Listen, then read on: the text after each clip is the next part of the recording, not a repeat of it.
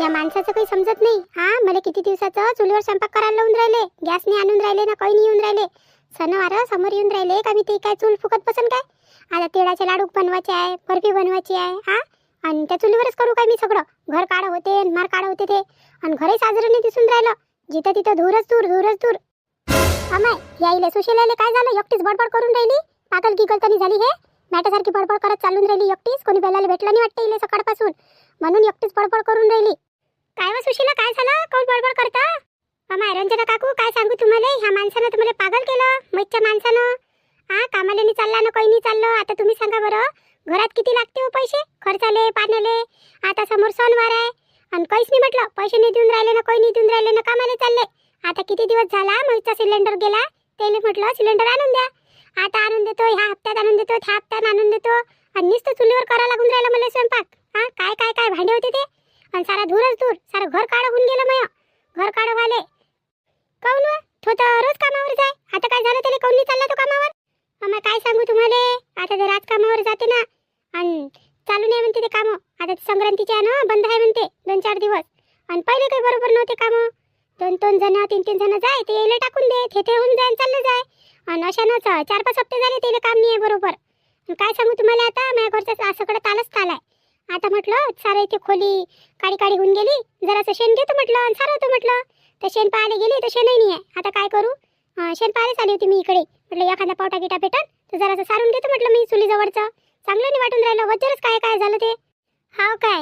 का बरं तिकडे गंगूबाईच्या इकडे चाला लागत होतं ना, तिच्या इथं तर लयच म्हशी आहे, लय शेण राहते तिच्या इथं, तिथून आणून घ्या लागत होता एखादा पावटा.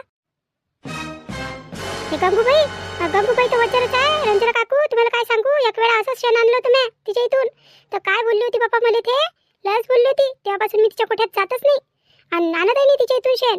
मार पच करते ते. एखादा पावटा घेतला ना तर हातातून निसटून घेते म्हटलं ते, का नेऊ नका म्हणून. हाव काय हो, आम्हाला तर नाही करत ते, आम्हाला तर देऊन देते. आम्ही गेलो तर 1-2 पावटे देऊन देते तशीच. आता तुम्ही तिच्या नात्यातलं असाल ना, म्हणून देऊन देते ते तुम्हाला, मला नाही देत ते. मी काय मी तिला काय दिसतो तर हा राक्षसीन गिक्षसीन दिसतो काय, तर मी मला एक पावटाले हात लावून नाही देत ते. काही बोलतो सुशीला तू, कायचं नात्याचं व? तोंड चांगलं ठेवा लागते, सगळं भेटते गावात, कोणी देते, फक्त तोंड चांगलं ठेवा लागते. माय, मग काय मग तोंड काय साजरं नाही आहे काय? एवढं साजरत आहे मग तोंड. जाऊ दे व बाई, तुझ्यासोबत बोलून काही फायदा नाही, त्या डोक्यात काही गोष्ट येत नाही. माय, हा, हे शांताबाई कुठून आली बापा? शांताबाई कुठे चालली वा? कुठं नाही व माय, दुधाला गेलती ना, दूध आणलं गंगूच्या इथून. काऊन? पहिले तर तुम्ही तिथून दूध नाही आले, दुसऱ्या ठिकाणाहून आले, आता गंगूच्या इथं लावला काय उकडा? हा माय, तिच्या इथंच लावला उकडा. पहिले तिथून दूध आणू ना तर लयच पाणी टाकून राहिलं होते. आता मला लागतेच किती रुपये दूध, 10 रुपयाचं दूध आणतो मी. सकाळी होऊन जाते चहा आणि संध्याकाळी होऊन जाते. लागलं तर म्हणता ते पिऊन घेतो मी. तर बिचारे त्याच्यातून दूध आणू ना तर म्हटलं चहाला नाही लागे हो दूध, म्हणून नाही का मी बंदच केलं तिचं दूध. आता म्हटलं गंगूच्या इथूनच आणतो म्हटलं. तशी गंगू देते किती म्हणा, चांगलं दूध देते, पण पाणी गिनी कमी टाकते ते त्याच्यात. हां, पण काय आहे, जराशी चबरी गोष्टी करते ते.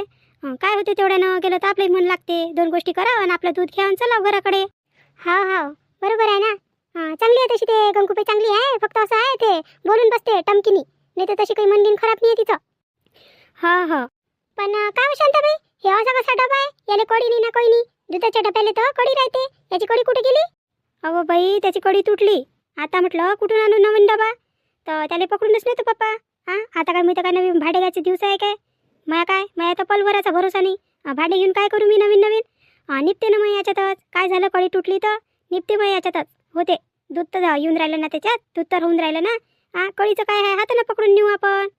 काय हो बाई शांताबाई, काही बोलता तुम्ही, काय पलभराचा म्हटलं. आता सध्या नाही जात तुम्ही? हां, सध्या नाही जात. सध्या तर पिंट्याचे लेकरं पाहायचे आहे, रश्मीचे लेकरं पाहायचे आहे. आता सविताचे तर पाहिले. हां, याचे लेकरं नाही पाहसान काय तुम्ही? सध्या किती नाही जात, अशा गोष्टी नका करू बाप्पा. बरं पप्पा, राहीन मी 200 वर्ष राहीन तुमच्या आशीर्वादानं. पण आता मी जातो. हां, जातो मी आणि ठेवून देतो या डबा, गरम करून ठेवतो, नाही तर मग नाही काय दूध फाटूनच जाते. आता दिवस तर थंड आहे म्हणा, पण करून घ्या लागते गरम, नाही तर मग ध्यान गिन्नी राहिलं ना तर दूध फाटून जाते, मग बसा लागते बिना चहाचं, कोरा चहा प्या लागते मग. मी काय म्हणते शांताबाई, शेण आहे काय गंगू काकूच्या इथं, शेण आहे काय? हा हो माय, शेण तर लय होतं तिच्या इथं, लय पावटे पडले होते. काहून तर पाहिजे होतं काय तुले? नाही, विचारून राहिली मी, असं सहजच विचारून राहिली. बरं चालतो मग मी दूध गरम करतो. जाय मग सुशीला, कुठे चालली तर शेणाले? आता गंगूच्या इथं तर जात नाही म्हणतो तू, ते देत नाही तुले. जाय मग कुठे चालली तर आता आण, कुठे जाऊन आणतं तर शेण. मग कामं पडले आहे, 2-3 भांडे आहे म्हटलं घासून घेतो. आता मला ते आवाज आला म्हणून मी निघाली बाहेर. हो ना रंजना काकू, मी पाहतो शेणाचा ताल जोडला होतो. आता इलेक्शन नाही भेटत म्हणते, ते गंगूबाई इलेक्शन नाही देत म्हणते. आता हिचे करीनच चांगले नाही आहे, तिला कसं देणार आहे? हा, हे नीच तिकडच्या गोष्टी तिकडे लावते आणि त्या गंगूबाईला आहे जास्त बोलायची सवय. आता तिच्या तोंडून काही निघते, ते साऱ्या गावाभर पेरते. तर मग गेलं कोण देईन शेण? हा, आणि शेण द्याले मग म्हणते का मला कोणी देत नाही. हिचेच करीने चांगले नाही तर कोणीचा साथ देणार आहे मग? हे पहा रश्मीताई, माझी गोष्ट तुम्हाला वाईट वाटन, पण कसं आहे, संसार म्हणजे काही सगळ्या गोष्टी चांगल्या नसतात. कधी कधी संसारात इतक्या गोष्टी होतात की मनाला समजतही नाही काय करावं काय नाही. पण आपल्या स्वतःचा विचार करून त्या गोष्टीचा निर्णय घ्यावा लागते आपल्याला. नाही तर एक चुकी पूर्ण संसार उद्ध्वस्त करून ठेवून देते. आणि जर का आता तुम्ही चांगला निर्णय घेतला ना तर तुमचं जीवन सुखात जाईल. आणि जर का तुम्ही आमच्यासोबत याचा निर्णय घ्याल तर मग तुम्ही पहा, रुपेशराव जर अजून भयकून गेले, त्या पोरीच्या नादी लागून गेले तर तुम्हाला जीवनभर पस्तावा लागेल. मग लयच पस्तावा लागेल. सांगा मग तुम्ही आता काय करता, तर काय निर्णय घेतला तर तुम्ही? आता राधिका वहिनी, पिंट्या दादा बरोबरच बोलून राहिले. ठीक आहे, वाईट नाही बोलून राहिले, पण करू तरी कसं आता? पण विचार तर होऊन राहिला का दादासोबत आणि वहिनीसोबत चाललं जाऊ घरी. पण एक विचार असा येते का खरंच मी गेली आणि ह्या माणसानं अजून धिंगाणा केला तर, आणि त्या पोरीसोबत खरंच लग्न करून घेतलं तर, आणि तिला घरात आणून घेतलं तर मग मय काय होईल आणि कसं होईल? आणि तशी मग सासू सासरे ननद सगळे चांगले आहे घरातले. आता थोडंसं असं झालं, पण हे सुधरण काय रुपेशराव? आणि जर मी चालली गेली तर ते तर अजूनच बिकून जाईन. आणि इथं राहीन तर कमीत कमी मला अठाठी तरी राहीन, त्याच्यावर ख्यालदान ठेवायची. नाही तर मग अजून बिघडले तर मला पस्तावाच लागन. खरे बोलून राहिली ना वहिनी. आता करू तरी कसं? एक मन करते का जाव, एक मन करते का राहाव, कसंच करू तुम्ही? रश्मी, हे पाय रश्मी, तू काही असा विचार नको करू का त्या असं केलं म्हणून आम्ही तुला जबरदस्तीने इथं सोडून राहिलो म्हणून. हा, आता तू हे करू ना, तू केव्हाही येऊ शकतं केव्हाही जाऊ शकतं. पण जर बाई तू अशी रागारागात आज चालली गेली ना तर तुला ह्या गोष्टीचा पस्तावा राहील. तू ये ना नंतर थोड्या दिवसानं ये रुपेशराव सोबत. हा, पण आता सध्या नको, तरी नको येऊ. माझ्या मनानं ऐक, सध्या नको येऊ. कारण की कसं आहे, माणसाचं मन सांगता येत नाही. आणि अजून त्या तुझ्या बऱ्यात तुझ्या नवऱ्याच्या मनात अजून राग भरला ना तर तो राग निघणं मुश्किल आहे म्हटलं. आणि एक बिघडाचं अजून 10 गोष्टीला बिघडून जाईल तुझ्या नवरा. मग काय करशील सांग? आता तर सांभाळणं निघून राहिलं, मग जास्तच बिघडला तर मग काय करशील सांग तू मला गोष्ट. आणि राहिली गोष्ट तुझी त्या पोरीची, तर मी तुझ्या नवऱ्याला चांगली खबर घेतो, चांगलंच बोलतो त्याला. जर म्हणून याच्या पुढं जर असं काही झालं तर म्हणून मी एक सेकंदही म्हणून माझ्या बहिणीला ठेवणार नाही, इथं घेऊन चालला जाईन म्हणून. हां, तू काय टेन्शन घेतो? मी चांगला टाईट करतो ना रुपेशरावले. हां, मग काय म्हणतो तू सांग? आता आम्ही तर समजवलं तुले, आता शेवटी तुझा निर्णय, आणि तू जो निर्णय घेशील तो आमचा निर्णय. सांग मग आता काय म्हणतो तो? दादा, चला ना चहा प्यायला चला ना. किती वेळचे आले तुम्ही? चहा नाही घेतला ना, पाणी नाही घेतलं, काहीच नाही घेतलं. चला, मी चहा बनवला, चहा पिऊन घ्या आणि मग बोलचा काय आहे तर. चला चला चला चहा प्यायला. हो हो रुंजून, आम्ही येतो. चल रश्मी, मी काय म्हणतो, आम्ही येतो चहा पिऊन. तेव्हापर्यंत तू निर्णय घे, शांत टोक्याने घे. हां, आणि सांग मग आम्हाला काय घेतो तू निर्णय. तू जो निर्णय घेशील ना त्याच्यात आम्ही सहमत आहे म्हटलं. आता दादाचं बोल ऐकून तर मन नाही करून राहिलं इथून झाले. खरंच माझा नवरा बिघडला तर मी जातच नाही, मी इथंच राहतो. पण आता लय ढिल्ली डोर सोडली माझ्या नवऱ्याची. आता नाही, आता तर चांगलं टाईटच करतो त्याले. हां, लय अजी अजी अजी अजी करून घेतलं त्याले. आता त्याला खरा रश्मीपणा दाखवतो मी कशी आहे म्हणून. रश्मी, आता मी कशी चांगली राहून राहिली होती तर त्याला असं वाटून राहिलं का हाय घरी हां मस्त राहते हे. पण नाही, आता त्याला दाखवाच लागन रश्मी कोणती चीज आहे तर. रश्मी, मग ऐक ना तू. रश्मी, मला एक वेळा माफ कर ना. रश्मी, तू नको जाऊ तुझ्या दादासोबत आणि तुझ्या वहिनीसोबत. रश्मी, मला माफ करून दे तू. एक वेळा गलती झाली मग ऐकून. तुमची गलती माफ करू ना मी? माफ करू ना? हां बरं ठीक आहे ना, तुमची गलती माफ तर करतो मी. नाही जात माझ्या भाऊसोबत आणि माझ्या भावजाईसोबत, नाही जात मी माझ्या माहेरी. पण तुम्हाला मी एक गोष्ट ऐका लागन. अहो रश्मी, तू कोणती गोष्ट सांग, मी तुझ्या सर्व गोष्टी मान्य करतो. तू फक्त सांग, पण तू जाऊ नको माहेरी, फक्त जाऊ नको तू. ते जे पोरगी होय ना जिच्यासोबत तुमचं लफड चालू आहे तर त्या पोरीसोबत म्हटलं मला तुम्ही दूर दूरपर्यंत दिसले नाही पाहिजे. आणि मला तुम्ही वचन द्या का त्या पोरीसोबत तुम्ही कधी बोलणारही नाही. हां, ना तिच्या घराकडे जाणार, ना तिचं काही विचार मनात आणणार. हे जर तुम्ही केलं तर तुमची रश्मी कुठंच नाही जाणार. आणि तुम्ही जर असं म्हटल्यानंतरही असं काही पाऊल उचलला, तिच्यासोबत अजून काही चालू केलं काडबेरं, तर मग मी आहे तुम्ही आहे हे ध्यानात ठेव जा. अहो रश्मी, तू जे म्हणशील ना मी त्याच्यात मान्य आहे, फक्त तू जाऊ नको माहेरी. रश्मी, काय विचार केला मग? अरे रुपेशराव, तुम्ही इथंच आहे काय? चला मग बोलणं घेऊन जाते आता. रुपेशराव, मला तुमच्यासोबत बोलायचं होतं. हां बोला ना दादा, बोला ना. पण पहिले रश्मीनं काय निर्णय घेतला ते पहिले विचारून घेतो ना तिले.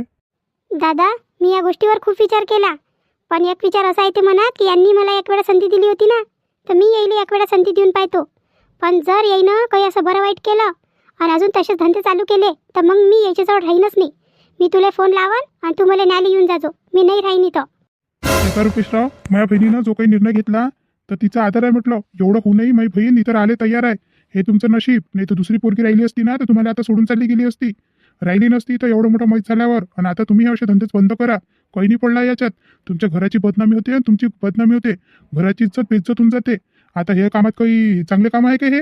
हां, सोडा तुम्ही असे धंदे. कामधंदा करा काही. दुकान गिकान लावा, काही करा. हां, आता तुमच्या बाबाची एवढी मोठी प्रॉपर्टी आहे तर त्याला हातभार लावू लागा. असं खाली खाली राहिलं ना, खाली डोकं होऊन जाते आणि त्याच्यात वेगवेगळे विचार येते. म्हणून काही कामधंदा केला का त्याच्यात डोकं लागून जाते मग. हां, आता मी एवढं बोलून राहिलो तर असं नका समजू का माझ्या बायकोचा भाऊ होय म्हणून एवढं बोलून राहिलो म्हणून. हां, मी तुमचाही मोठा भाऊ सारखाच बोलून राहिलो तुम्हाला. मोठा भाऊ समजा मला. हां, मी काय म्हणतो रुपेशराव? हो ना दादा, हो हो, वाईट नाही वाटून राहिलं मला. बोला ना तुम्ही, बोला. माझ्या चांगल्यासाठीच म्हणून राहिले ना तुम्ही. गलती झाली दादा, एवढी गलती माफ करा. याच्या पुढं कधी तुम्हाला याविषयी कधी बोला नाही लागत, कधीच नाही. आणि अशी अशी कधी मी संधी नाही देणार तुम्हाला बोलायची. फक्त एका वेळा माफ करा मला. तर रश्मीताई, आता सगळं काही व्यवस्थित झालं. मग आम्ही निघतो ना. मग अजून संध्याकाळ होऊन जाईल. संध्याकाळच्या अगोदर आम्हाला घरी पोहोचायचं आहे. बाबाची तब्येत काही बरोबर नव्हती. घरी पाहायचं आहे ना. कोण? काय झालं बाबाले? काय झालं बहिणी बाबाले? हो, काही नाही झालं. तुम्हाला तर माहिती आहे त्यांना बीपीचा त्रास आहे म्हणून. थोडंसं त्यांचा बीपी वाढला होता आणि थोडंसं तुमचं ऐकलं ना तर त्यांना टेन्शन आलं होतं. डॉक्टरला सांगून दिलं होतं तुमच्या भावानं. त्यांनी चेकअपही सुद्धा केलं असेल त्यांचं. आता आम्ही निघतो. मला खूप उशीर होऊन राहिला आणि तुम्ही सांभाळा आता तुमचा संसार. आणि रुपेशराव, तुम्ही पण चांगले राहा माझ्या नंदेसोबत. हो हो राधिका बहिणी, हो, तुम्ही काहीच काळजी नका करू. आता तुम्हाला कधी अशी संधी नाही देणार. मला बोलायची सुद्धा संधी नाही देणार तुम्हाला. बरं बरं, ठीक आहे. पहा, स्वतःच्या संसारावर लक्ष द्या. हां रुपेशराव, इकडे तिकडे आता कमी लक्ष द्या. आणि बाई रश्मी, निघतो आता आम्ही. खूप उशीर होऊन राहिला. मग अजून रात्र होऊन जाईन झाले. निघतो बाई, स्वतःचं ध्यान ठेव. हो दादा.